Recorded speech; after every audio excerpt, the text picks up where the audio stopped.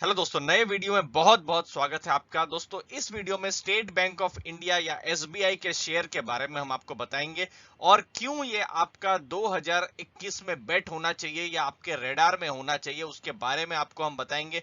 जो important parameters जो investors को जानने चाहिए वो सब डिटेल में डिस्कस करेंगे। लेटेस्ट टारगेट और रिसर्च रिपोर्ट क्या है, जो ब्रोकरेज हाउस क्या कहते हैं इस स्टॉक के बारे में, वो सब चीजें आपको हम स्टेट बैंक ऑफ इंडिया के बारे में बताने वाले हैं दोस्तों, तो लास्ट तक बने रहिए।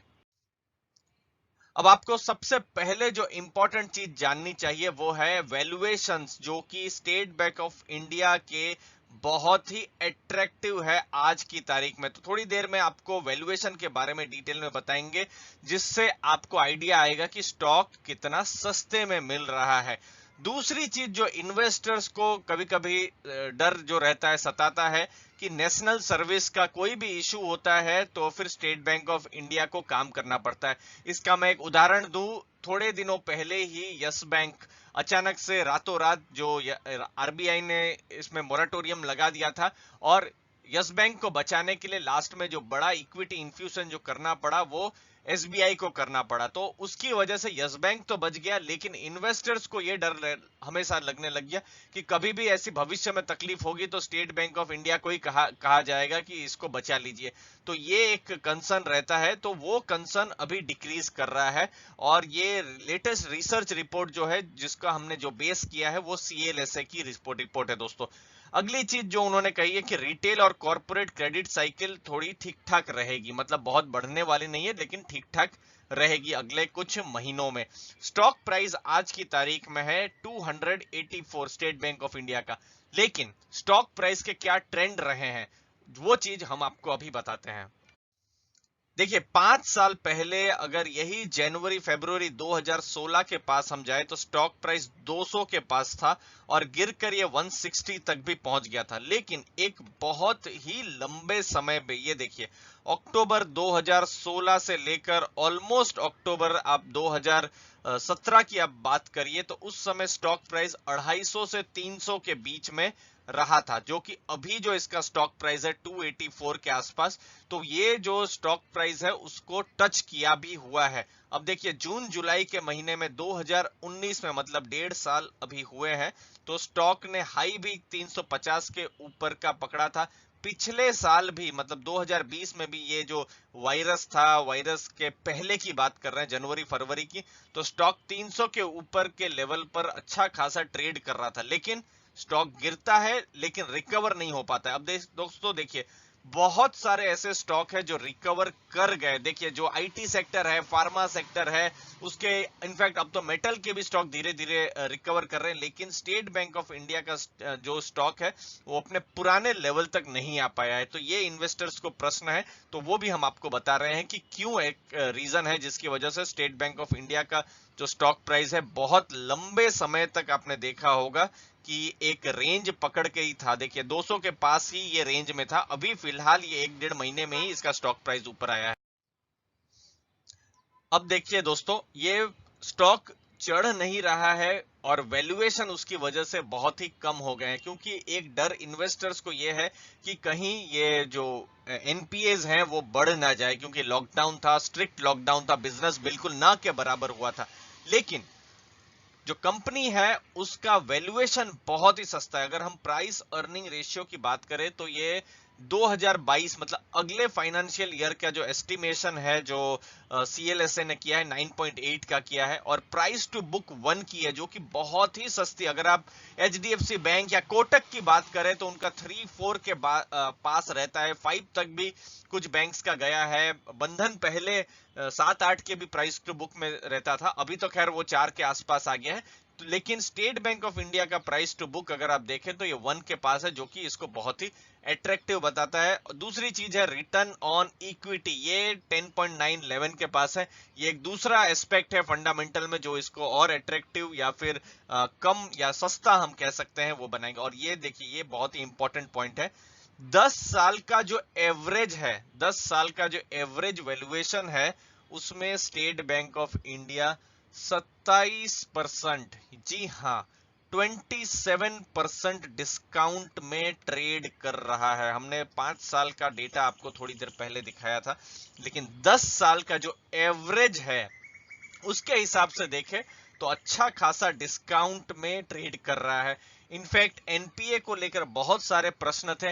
एनपीए साइकिल से ये निकल भी रहा था, लेकिन वो कोविड आता है और फिर स्टॉक का प्राइस गिरता है, लेकिन मार्केट उसको 300-320 के ऊपर का भी प्राइस देने की तैयारी में था, लेकिन ये कोविड की वजह से फिर से ये प्रेशर में आ जाता है। 360 रुपए का टारगेट दिया है, एक और टारगेट आपको थोड़ी देर में बताएंगे, बट 360 रुपीस का टारगेट सीएलएसए ने दिया है स्टेट बैंक ऑफ इंडिया के शेयर पर, और 30% ऊपर जा सकता है ऐसी उम्मीद है करंट लेवल से। तो वैल्यूएशन के आधार पर स्टेट बैंक ऑफ इंडिया एक अट्रैक्टिव बेट है दोस्तों, लेकिन पूरा वीडियो देखिएगा क्योंकि हम कुछ रिस्क के बारे में भी आपको बताएंगे।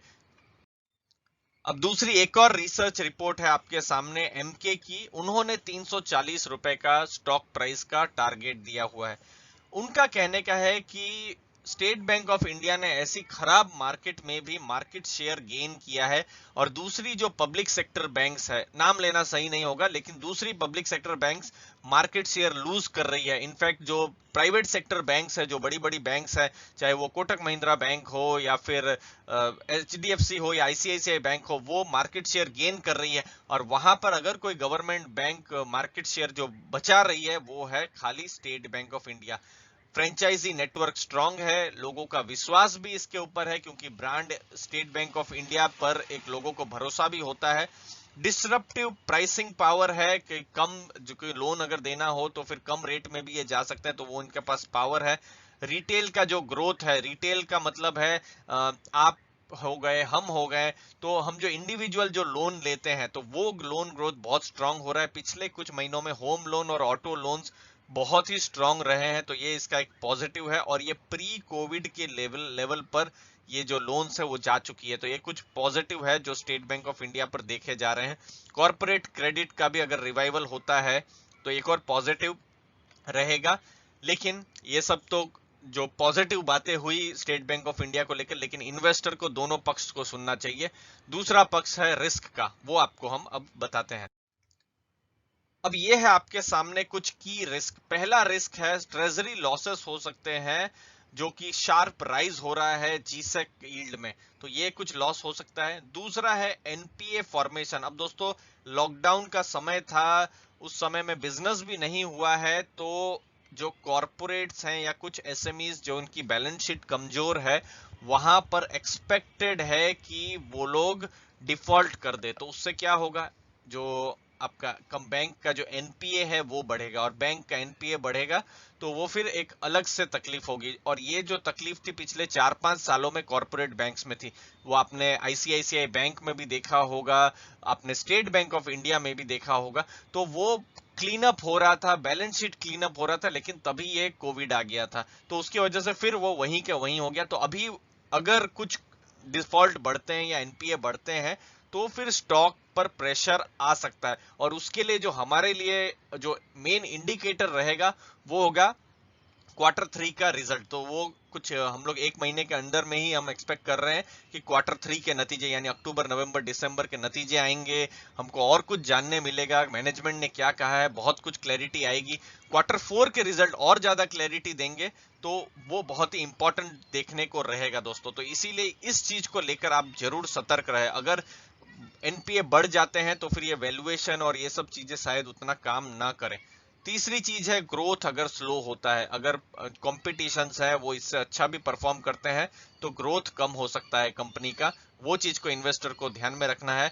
या फिर इकोनॉमिक इन्वायरमेंट ही अगर थोड़ा ठंडा रहता है तो फिर भी ग्रोथ में फर्क पड़ सकता है। तो overall state bank of India 2021 के लिए कम वैल्यूएशन में स्टॉक है, अट्रैक्टिव है, स्ट्रॉन्ग फ्रेंचाइज है इनकी, और रिस्पेक्ट भी है।